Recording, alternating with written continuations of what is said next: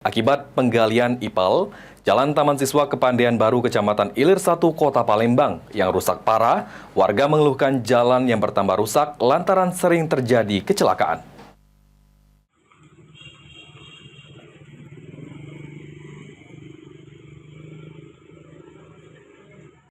Penggalian IPAL yang menyebabkan kerusakan di Jalan Taman Siswa Kepandian Baru Kecamatan Ilir 1 dikeluhkan warga. Dari pantauan PAL TV di lokasi, banyak kendaraan yang harus lebih berhati-hati ketika melewati jalan yang rusak. Pengendara harus bergantian untuk melewati jalan yang sempit di sekitar penggalian.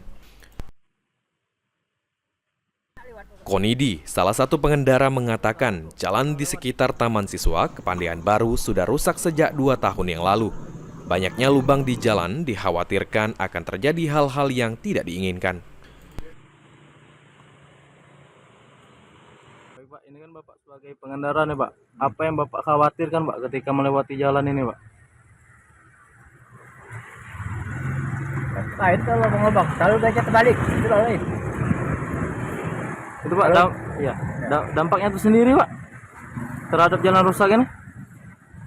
Sarulah kami nak lewat pokoknya. Ini saran untuk lewat ya, Pak? Iya. Ini, Pak, untuk harapannya, Pak, terhadap pemerintah apa, Pak? Kalau baca bisa dibenarin kan. Itu baik. Tahu aku lah 5 kali di sini. Nah, katanya orang Saro kan, temannya sawat balik kan. Katanya ngukul-ngukul. Konidi juga berharap agar pemerintah segera untuk memperbaiki jalan di sekitar Taman Siswa Kepandian Baru Kecamatan Ilir 1 Kota Palembang, karena sudah banyak memakan korban ketika pengendara melewati jalan ini. Ridho Ilahi, PAL TV.